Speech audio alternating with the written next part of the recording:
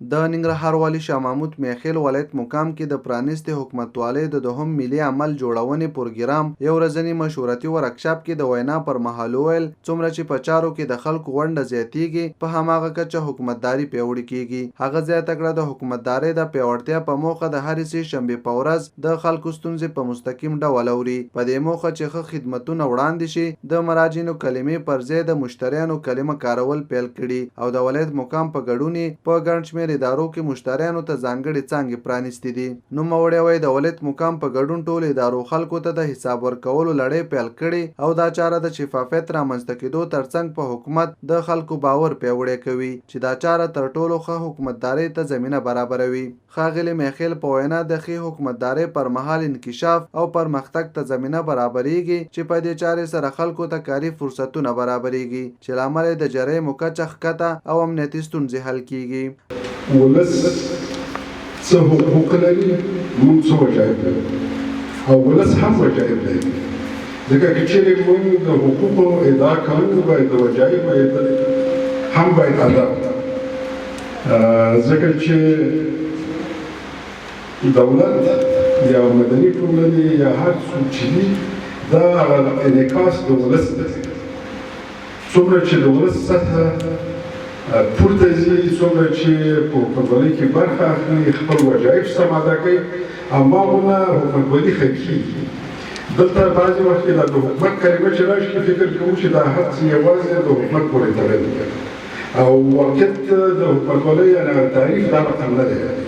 ټول دولتي غیر دولتي ادارې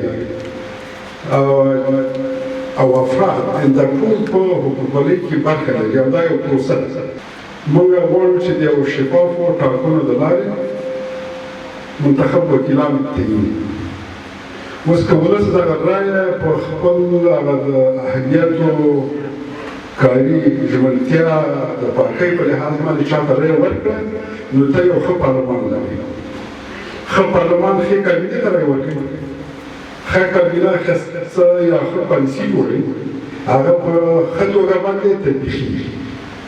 او که ته رایه د پیسو په خاطر د قومي سمتي یا د نور ملحوظاتو په خاطر یې ورکړې نو ته بیا یو خراب پارلمان لرې. خراب پارلمان به خرابې کابینې ته رایه ورکوي، خرابه کابینه به خرابې پالیسۍ جوړوي، بیا ته هغه مشکل یې ولس ته راځي. یعنې دې کې ته ووایې چې د ولس یوه رایه څومره اهمیت لري. چې سړی رایه ابوجهل ته ورکوي او عدالت عمري وایي، دا رقم خو نه کېږي. اوس ډېر خلک وایي چې حکومت دې ښه شي، نه باید موږ ټول ښه شو. ځکه که ټول ښه نه شو یوازې حکومت هېڅکله ښه کېدلی نه شي. یو بحث دا دی چې موږ څنګه کولی شو چې اصلاح اول د ځان نه راوړو.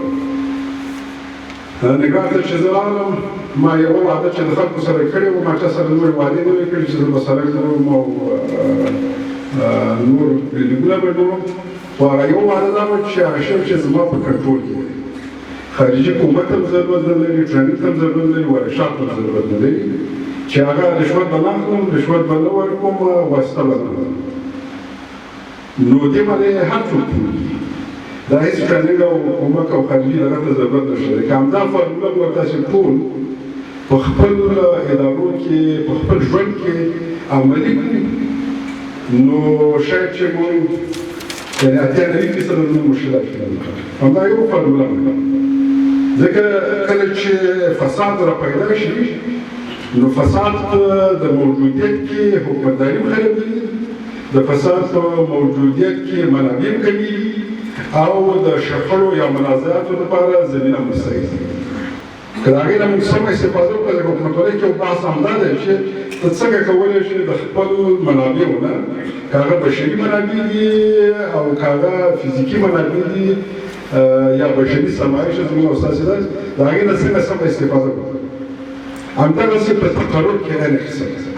که چېرې موږ تقرر په اداراتو کې په ضوابطو وي، په روابطو نه وي نو ته بیا یو صحیح اداره لرې. هغه سړی تعهد نظام ته، سیستم ته او خلکو ته لري.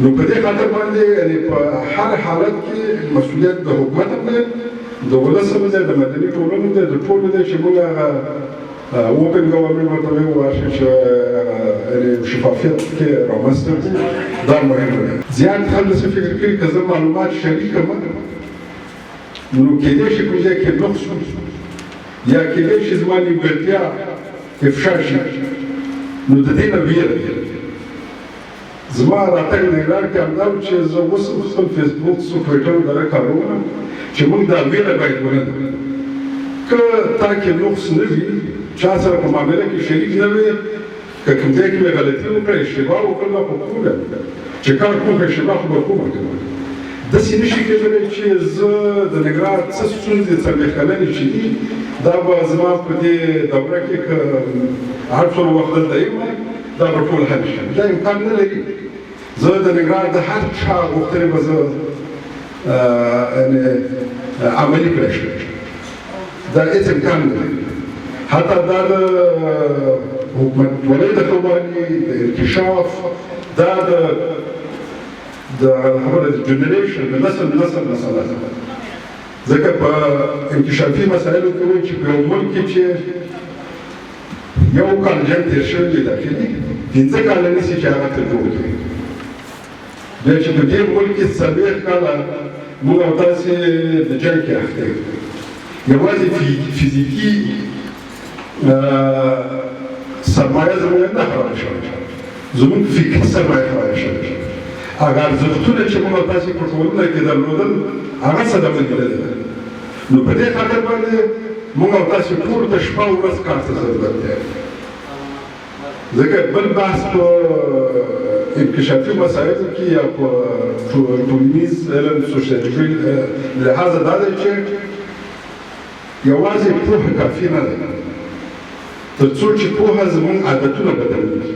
د افغانستان د روڼتیا څار بنسټمشر سید اکرام فضلي وویل افغانستان په 2014 میلادي کال کې د پرانیستي حکومتوالۍ ګډون غړیتوب منلی چې په 2019 کال کې د پوهنې روغتیا لوړو زده کړو تدارکاتو او یو شمېر نورو برخو کې 14 ژمنې ترسره کړي چې اوس مهال لومړی ملي عملي پلان د پای ته رسیدو په دورشل کې دی. هغه زیاته کړه د دې پلان له مخې د مدني ټولنو په مرسته ستونزې راټولیږي ستونزو ته حل لارې موندل کیږي او د حل په موخه د حکومتي مسؤلینو له لوري اقدامات ترسره کیږي چې وروسته بیرته ولس ته په اړه حساب ورکول کیږي. د افغانستان ښځو لپاره د بشري حقوقو د زده کړې مرکز مشر روشن څېړن د بشري سرچینو رییس احمدزي عبدالزي او یو شمېر نورو هم د خبرو پر مهال د پرانیستي حکومتوالۍ او مدني ټولنې رول په اړه خپل نظریات او معلومات شریک کړل. په یاد ورکشاپ کې د بیلابیلو ادارو رئیسانو د ختیځو ولایتونو یو شمېر مدني فعالانو میرمنو او یو شمېر نورو پکې ګډون کړو. ګډونوالو ګډ ګروپي کارونه وکړل او خپل نظریات د عملي کېدو په موخه شریک کړل.